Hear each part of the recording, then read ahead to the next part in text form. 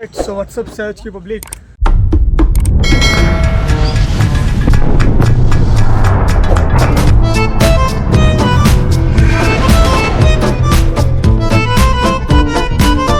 Saturday Irfan मेरे को बोले फ़ोन कर को विंगे अभी को इरफान भाई नेमान है एंड मुझे किर तो नेगेटिव में है कहते ऐसा बोले मुझे तो फिर चलो अभी विंगे कॉलेज को आज कहीं को यूँ होगा मुझे पलब नहीं आना को दिल हुआ आगा कॉलेज को हाफ डे देख लेंगे मचाएंगे फिर का फिर बात करेंगे लेट्स गो आई थिंक पूरा अंदर चलेगी मैं लेट जरूर सो चलो देखेंगे let's go pro Irfan base बेचारा बहुत बंका मारना शुरू कर रही हो कहीं को मार रही है समझ में नहीं आ रहा तुम्हें रील में आती है ब्लॉग में आने वाला की तुम ना परसों देखा नावे तुमने रील्स में मोटिवेशन क्लास ಅಂತ ಇವಾಗ ಮೋಟಿವೇಶನ್ ಕ್ಲಾಸ್ ಹೋಗ್ತಿದ್ದೀವಿ ಸಿರಾಜ್ ಎಲ್ಲಿ ಹೋಗ್ತಿರೋದು ಮೋಟಿವೇಶನ್ ಕ್ಲಾಸ್ ಹಾ ಮುಂದೆ ಹೋಗ್ತಾರೇನಾ ಇಲ್ಲ ಮೋಟಿವೇಶನ್ ಕ್ಲಾಸ್ ಅಂತ ಓಹೋ ಫುಲ್ ಮೋಟಿವೇಟ್ ಮಾಡ್ತಾ ಇರೋದು ನಿಮಗೆಲ್ಲ ಇವಾಗ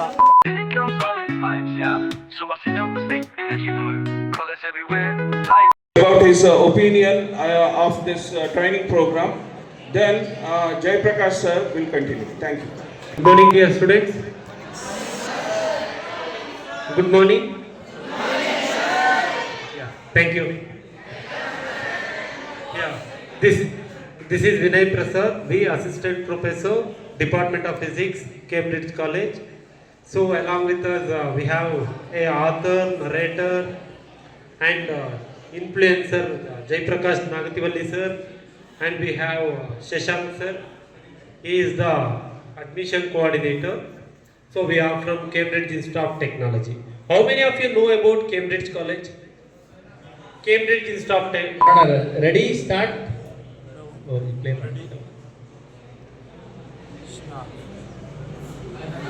I feel so alive. ಅಂದರೆ ಒಂಥರ ಭಾವಿಸ್ಕೊಂಡು ಹೇಳಿ ನಾನಿವತ್ತು ತುಂಬ ಜೀವಂತವಾಗಿ ಜೀವಂತಿಕೆಯನ್ನು ಉಳ್ಳವರಾಗಿದ್ದೇವೆ ಅಂತ. ಯಾಕೆಂದರೆ ಎಷ್ಟೊಂದು ಜನ ಇದ್ದಾರೆ ಬದುಕೇ ಇಲ್ಲ, ಬದುಕಂಗಿ ಉಸಿರಾಡ್ತಾ ಇದ್ದಾರೆ, ನಿಜವಾಗ್ಲೂ ಬದುಕಿದಾರ? ಸಾಮಾನ್ಯವಾಗಿ ನಾನು ಚಿಂತಾಮಣಿ ಆ ಕಡೆ ಹುಡುಗಿರು ಆ್ಯಕ್ಟಿವ್ ಆಗಿದ್ರು, ಇಲ್ಲಿ ಹುಡುಗರು ಆ್ಯಕ್ಟಿವ್ ಆಗಿರಂಗಿದ್ದಾರೆ. ನೋಡೋಣ. ಹಾಗೆ ನಿಧಾನಕ್ಕೆ ಉಸಿರು ತಗೊಳ್ಳಿ. ಉಸಿರು ಬಿಡ್ತಾ ಬಿಡ್ತಾ ಬಿಡ್ತಾ ನಿಮ್ಮ ಬಗ್ಗೆ ಯೋಚನೆ ಮಾಡಿ. ನಿಮ್ಮ ಪೇರೆಂಟ್ಸ್ನ ಜ್ಞಾಪಿಸ್ಕೊಳ್ಳಿ.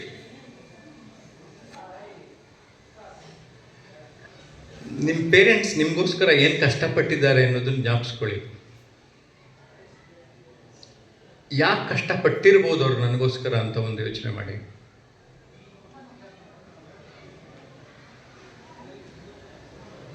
ಅದಾದಮೇಲೆ ಒಂದು ಸ್ಕೂಲ್ ಸೇರಿಕೊಂಡ್ರಿ, ಸ್ಕೂಲಿಗೆ ಬಂದ್ರಿ, ಆ ಸ್ಕೂಲಿಂದ ಟೀಚರ್ಸ್ಗಳು ಎಷ್ಟು ತಿದ್ದಿ ತೀಡೋದಕ್ಕೆ ನಿಮಗೆ ಪ್ರಯತ್ನ ಪಟ್ಟರು ಅವ್ರನ್ನೆಲ್ಲ ನೆನೆಸ್ಕೊಳ್ಳಿ. ನಿಮ್ಮ ಕಣ್ಣು ಮುಂದೆ ಬಂದು ಹೊರಟೋಗ್ಬಿಡ್ಲಿ ಎಲ್ಲ ಟೀಚರ್ಸ್ಗಳು. ಅದರಲ್ಲಿ ಯಾರೋ ಟೀಚರು ಸ್ವಲ್ಪ ಒಳ್ಳೆಯದಾಗಲಿ ಅಂದ್ಬಿಟ್ಟು ಇನ್ನೊಂದು ಸ್ವಲ್ಪ ಹೆಚ್ಚು ಬುದ್ಧವಾದ ಹೇಳಿರ್ತಾರೆ, ಅವ್ರನ್ನ ಇನ್ನೊಂದು ಸ್ವಲ್ಪ ನೆನೆಸ್ಕೊಳ್ಳಿ. ಸೊ ನಿಮ್ಮ ಬಗ್ಗೆ ಇವತ್ತು ನನ್ನ ಬಗ್ಗೆ ನಾನು ಯೋಚನೆ ಮಾಡ್ತೀನಿ. ಇದುವರೆಗೆ ಏನು ಅಂದರೆ ಅವ್ರು ಯಾರೋ ಬಗ್ಗೆ ಇನ್ಯಾರ್ದೋ ಬಗ್ಗೆ ತಲೆ ಕೆಡಿಸ್ಕೊಂಡ್ವಿ. ಅವನು ಯಾರೋ ಹೀರೋ ಬಗ್ಗೆ, ಯಾರೋ ಹೀರೋಯಿನ್ ಬಗ್ಗೆ ಅವೆಲ್ಲ ಬಿಟ್ಟಾಕಿ ನಮ್ಮ ಬಗ್ಗೆ ತಲೆ ಕೆಡಿಸ್ಕೊಳ್ಳೋಣ. ನಮ್ಮ ಹೆಸರು, ನಾವು ಜೀವನದಲ್ಲಿ ಅಭಿವೃದ್ಧಿ ಆಗೋದಕ್ಕೆ ಜಯಪ್ರಕಾಶ್ ಅವರು ಏನೋ ಟಿಪ್ಸ್ ಕೊಡೋಕ್ಕೆ ಬಂದಿದ್ದಾರೆ. ಆ ಟಿಪ್ಸ್ನ ಸೈಲೆಂಟಾಗಿ ಕೇಳಿಸ್ಕೊತೀನಿ. ಅದರೊಳಗಡೆ ಯಾವ್ದು ಇಷ್ಟ ಆಯಿತು ಆ ಇಷ್ಟ ಆಗಿದ್ದನ್ನು ಜೀವನದಲ್ಲಿ ಪಾಲಿಸ್ತೀನಿ ಅಂತ ಪಣ ತೊಟ್ಟುಬಿಟ್ಟು ಇವತ್ತು ಎರಡು ಕೈ ಉಜ್ಜಿಕೊಂಡು ನಿಧಾನಕ್ಕೆ ಕಣ್ಣು ಓಪನ್ ಮಾಡಿ ಅದೇ ಒಂದು ಧ್ಯಾನ ಸ್ಥಿತಿಯಲ್ಲಿ ಇದ್ಕೊಂಡು ನನ್ನ ಕ್ಲಾಸ್ ಕೇಳಿ. ಓಕೆ, ಅದರ ಕೆಲವು ಪಾಯಿಂಟ್ಸ್ ಇವತ್ತು ಶೇರ್ ಮಾಡ್ತಾ ಇದ್ದೀನಿ. Number 1, comfort zone to effort zone.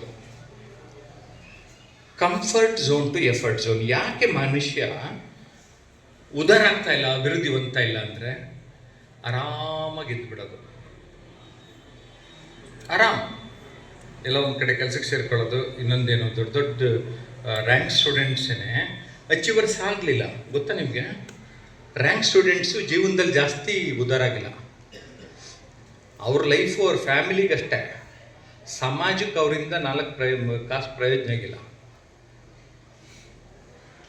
ಅಂದರೆ ಸಾಧಕ ಅಂತ ಆಗಬೇಕು ಅಂದರೆ, ಅಚೀವರ್ ಆಗಬೇಕಂದ್ರೆ ಯಾರು ಕಂಫರ್ಟ್ ಝೋನಿಂದ ಎಫರ್ಟ್ ಝೋನ್. ಕಂಫರ್ಟ್ ಝೋನ್ ಅಂದರೆ ಆರಾಮ ವಲಯ, ಆರಾಮಾಗಿದ್ಬಿಡೋದು.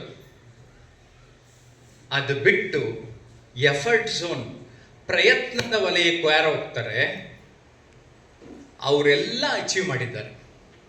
ಸೊ ನೀವೇನಾದ್ರು ಉದ್ಧಾರ ಆಗ್ಬೇಕಂದ್ರೆ, ನನಗೊಂದು ಸೆಕ್ಯೂರ್ಡ್ ಸಣ್ಣದೊಂದು ಕೆಲಸ, ನಮ್ಮ ಮನೆ ಪಕ್ಕದಲ್ಲಿ ಒಂದು ಸುಮ್ಮನೆ ಹೊಟ್ಟೆ ನೋ, ನನಗದು ಕಷ್ಟಪಡೋದು ಝೋನ್ಗೆ. ಈಗ ನಾನು ಫಾರ್ ಎಕ್ಸಾಂಪಲ್ ನಾನೇ ಒಂದು ಗೌರ್ಮೆಂಟ್ ಪರ್ಮನೆಂಟ್ ಜಾಬ್, ನೆಕ್ಸ್ಟ್ ಪ್ರಮೋಷನ್ನಲ್ಲಿ ನಂಬರ್ 1 ಇದ್ದೆ ನಾನು ರಿಸೈನ್ ಮಾಡಿದಾಗ.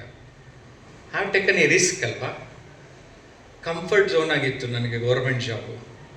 ಬಟ್ ಇಲ್ಲಿ ಹೊರಗಡೆ ಬಂದಾಗ ಅದರಿಂದ ಅಡ್ವಾಂಟೇಜ್ ಏನು, ನಾನು 10-15 ದೇಶ ನೋಡಿದ್ದೀನಿ, 10 ಲಕ್ಷ ಜನಕ್ಕೆ ಟ್ರೈನಿಂಗ್ ಮಾಡೀನಿ, 1,000 ಸ್ಟೇಜ್ 90s ನಾನು ಆ್ಯಂಕರಿಂಗ್ ಮಾಡಿದ್ದೇನೆ, ಪೋಡಿಯಂ ಬಳಸ್ಕೊಂಡು ದೊಡ್ಡ ಸಭೆ ಸಮಾರಂಭ. ರಾಜ್ಕುಮಾರ್ ಭಾಗವಹಿಸಿದ್ದು, ಶಿವರಾಮ್ ಕಾರಂತರ ಪುಸ್ತಕ ಬಿಡುಗಡೆ, ಪಂಡಿತ್ ಭೀಮ್ಸೇನ್ ಜೋಶಿ ಸಂಗೀತ ಕಚೇರಿ, ಇಂಥದ್ದೆಲ್ಲ ನಾನು ನಿರೂಪಣೆ ಮಾಡೀನಿ.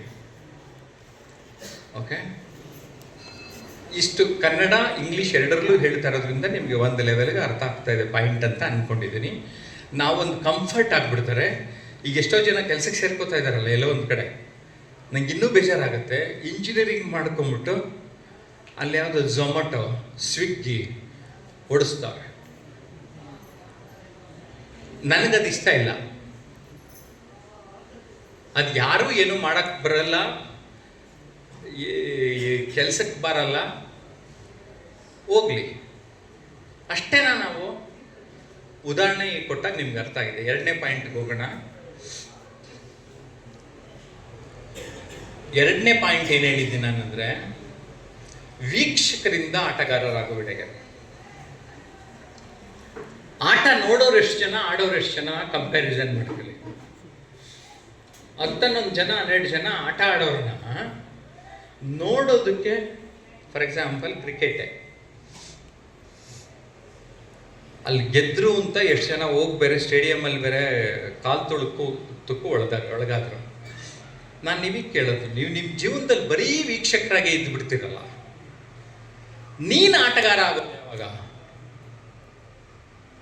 ನೀವು ನಿಮ್ಮ ಬದುಕಿನಲ್ಲಿ ನಾನು ಆಟಗಾರ. ಯಾವ ಆಟ?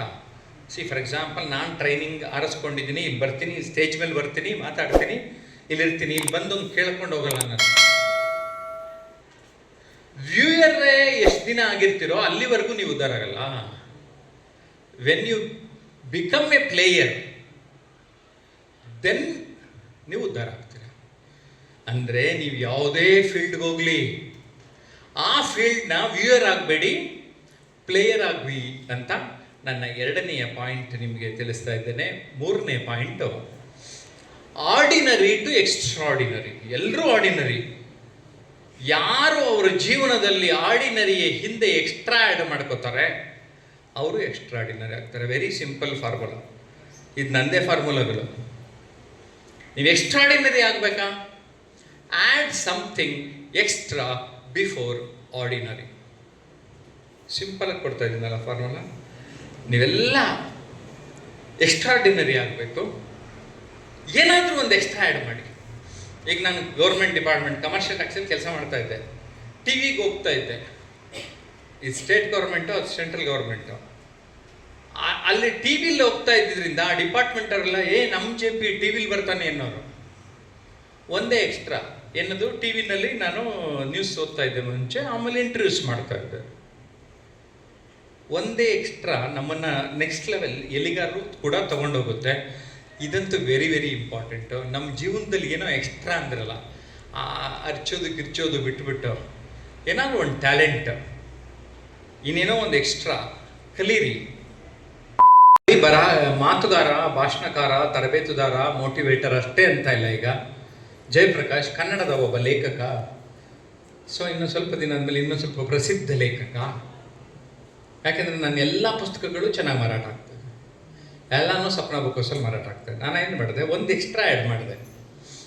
ಬರೀ ಮಾತಾಡ್ತಾ ಇದ್ದವನು ಒಂದೇ ಒಂದು ಟ್ಯಾಲೆಂಟ್ ಎಕ್ಸ್ಟ್ರಾ ಆ್ಯಡ್ ಮಾಡಿದೆ.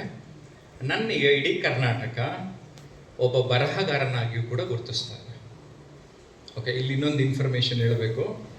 ನಾನು ನಿಮ್ಮ ಚಾನ್ಸಲರು ಸೇರಿ ಒಂದು ಕೇಂಬ್ರಿಡ್ಜ್ ಕಾಲೇಜಲ್ಲಿ ವರ್ಕ್ಶಾಪ್ ಮಾಡೋಣ ಅಂತ ಅನೌನ್ಸ್ ಮಾಡಿದ್ದೀವಿ. ಬರವಣಿಗೆ ಬಗ್ಗೆ ನವಂಬರ್ 3-4 ಯಾವ ಕಾಲೇಜಿಂದನೂ ಇನ್ನೂ ಯಾರೂ ರಿಜಿಸ್ಟರ್ ಮಾಡಿಲ್ಲ. ಯಾಕೆಂದರೆ ಇವ್ರ ನಂಬರ್ನೇ, ಮೊಬೈಲ್ ನಂಬರ್ನೇ ಆ ಸರ್ಕ್ಯುಲರಲ್ಲಿ ಕೊಟ್ಟಿರೋದು ಶಶಾಂಕ್. ಸೊ ಚಾನ್ಸಲರ್ ಹತ್ರ ಈಗ ಬರ್ತಾ ಮಾತಾಡಿದೆ. ಸೋಮವಾರ ನೋಡೋಣ ಜಯಪ್ರಕಾಶ್, ನಾವು ಮಕ್ಕಳಿಗೆ ಅವಕಾಶ ಕೊಡ್ತೀವಿ, ಅವ್ರು ಬಳಸ್ಕೊಳ್ಳಲ್ಲ ಅಂದರೆ ಒಂದು ಕೆಲವು ಪ್ರಿನ್ಸಿಪಾಲಿಗೆ ಸೋಮವಾರ ಮಾತಾಡ್ತೀನಿ, ಆಮೇಲೆ ಡಿಸಿಷನ್ ತಗೊಳ್ಳೋಣ ಅಂತ ಹೇಳಿದ್ದಾರೆ. ಬರವಣಿಗೆ ಬಗ್ಗೆ 2 ದಿನ ನಾವು ಮಾಡೋದಾದರೆ ನಿಮಗೆ ತುಂಬ ನಿಜವಾಗ್ಲೂ ಆಸಕ್ತಿ ಇದ್ದರೆ 1-2-3 ಅವಕಾಶ ಕೊಡ್ತೀವಿ.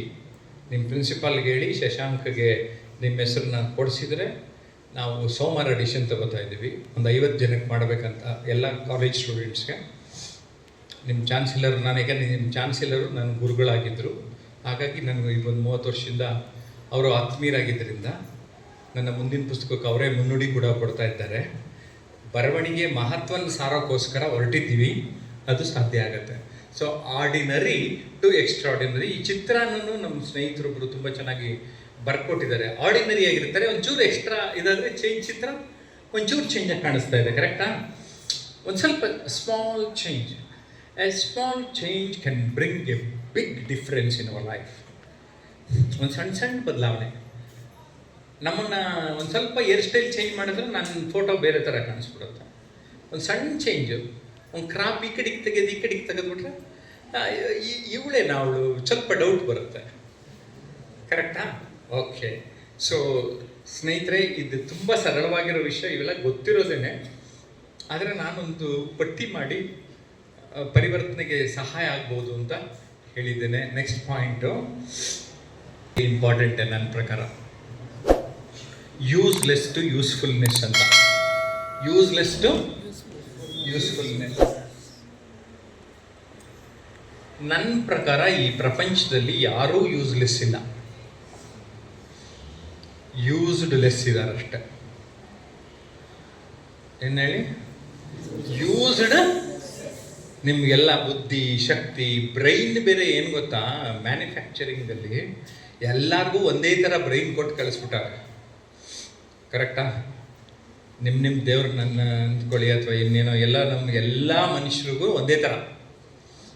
ನನ್ನ ಪ್ರಕಾರ ಏನೋ ಕೆಲವೊಬ್ಬರಿಗೆ ಮ್ಯಾನುಫ್ಯಾಕ್ಚರಿಂಗ್ ಡಿಫೆಕ್ಟು ಅಥವಾ ಏನೋ ಸಣ್ಣ ಪುಟ್ಟ ಪ್ರಾಬ್ಲಮ್ ಆಗ್ತವೆ, ಅವನ್ನೆಲ್ಲ ನಿಮ್ಯಾನ್ಸು ಅಂತ ಹಾಸ್ಪಿಟ್ಲಿಗೆಲ್ಲ ತೋರಿಸ್ತಾರೆ. ಬೇರೆ ಬೇರೆ ಪ್ರಾಬ್ಲಮ್ ಇರುತ್ತೆ. ಅಂದರೆ ಎಷ್ಟು ಡಿಫ್ರೆನ್ಸು. ನಾವು ಎಷ್ಟೋ ಸರಿ ಯೂಸ್ಲೆಸ್ ಕೆಲಸ ಮಾಡ್ತಾ ಇರ್ತೀವಿ.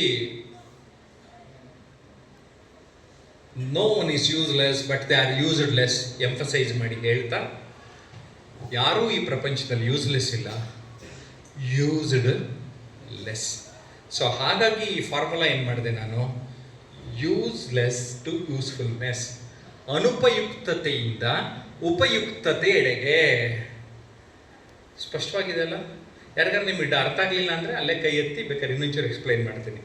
Next point, powerless to powerful. Powerless to powerful ಏನು ಸರ್ ಹಂಗಂದರೆ, ಎಲ್ಲರಿಗೂ ಪವರ್ ಇದೆ, ಎಲ್ಲರಿಗೂ ಶಕ್ತಿ ಇದೆ, ಎಲ್ಲರಿಗೂ ಏನೋ ಒಂದಿದೆ. ನನ್ನ ಲೈಫಲ್ಲಿ ಒಂದು ಘಟನೆ ಹೇಳಬೇಕು.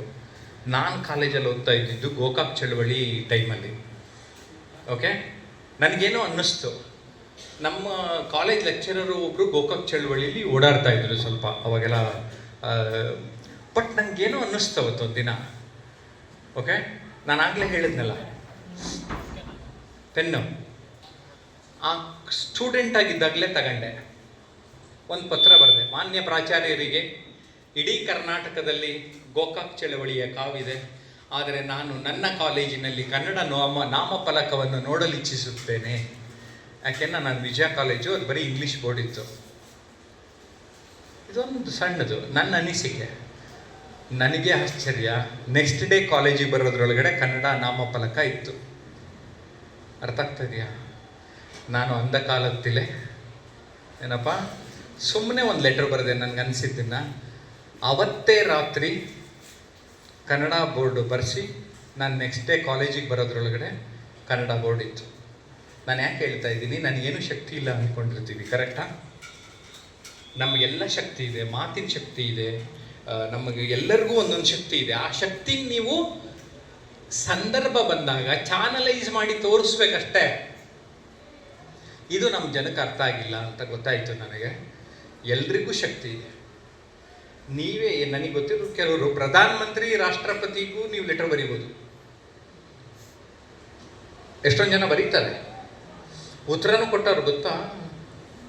ಆದರೆ ನಮಗೆ ಪ್ರಜಾಪ್ರಭುತ್ವ ರಾಷ್ಟ್ರ ಅನ್ನೋದಿದು ನಮ್ಮ ಶಕ್ತಿ ಇದೆ. ರೈಟ್ ಅವೈತಪ್ಪ, ಇವತ್ತು ಫ್ರೈಡೇ ಅಂತ ಬಂದಿದ್ದು ನಾನು. मैं करना स्टार्ट करूँ सो व्लॉग एंड कर रहा हूँ अभी. आज ये सैटरडे इरफान तो नहीं मालूम होगा तुम ना. क्लास हुआ या फर्स्ट पीरियड अटेंड करिया. हमारे क्लास टीचर चैतन्य मैडम थे, सो आता उनके वास्ते मैं कॉलेज को आता. सो मैं तो फ़ोन कर रहा थी भाई क्या करना, बोलो चल जा रहा उसके वास्ते. फिर सेकंड पीरियड मोटिवेशन क्लास को कौन, क्योंकि बेंगलुरु से कैम्ब्रिज वाले कहते हैं वो इन्फ्लुएंसर, उनके बारे में बहुत इन्फॉर्मेशन बोले. उसके वास्ते उनका क्या बोलती मोटिवेशन क्लास को सुने. फिर उठको आगे हमें बाहर लेट्स गो. ऐसा विक्रम कॉलेज वाले मस्त क्या बोलते हमारे प्रिंसिपल ऑर्गेनाइज कर रहे हैं अच्छे अच्छे एक्टिविटीज़ से, इवेंट्स, ऐसा मोटिवेशन स्पीकर्स को बुला रही. डेवलप हो रहा है. एडमिशन होना है तो हो जाओ विक्रम कॉलेज में. एंड चलपति सर को special thanks for the good motivation class for us to make our future bright. ये इंग्लिश भी बात करते हो भाई. लेट्स गो भाई. अगर वीडियो अच्छा लगा तो लाइक करो, शेयर करो, सब्सक्राइब करो. ऐसा किसी तो भी तो फ्रेंड को मोटिवेट करना हो तो को लिंक शेयर कर डालो. थोड़ा बहुत मोटिवेट हो जाता है ज़िंदगी में आगे बढ़ते. Let's go, that's it. अगर वीडियो अच्छा लगा तो लाइक करो, शेयर करो, सब्सक्राइब करो. मिलता है एक न्यू वीडियो के साथ, तब तक के लिए खुदा हाफिज़. लेट्स गो भाई. सुबह के सनराइज कैंपस में ग्लो, दोस्त के साथ लाफ्टर्स मूडी फ्लो, कैंटीन के कॉर्नर पे चाय का कप, लाइफ के स्ट्रेस को हमने सब हिका, क्लास के बेंचेस थोड़ा सा गॉसिप, सेल्फी क्लिक, दो speaker snapshot quick, music soft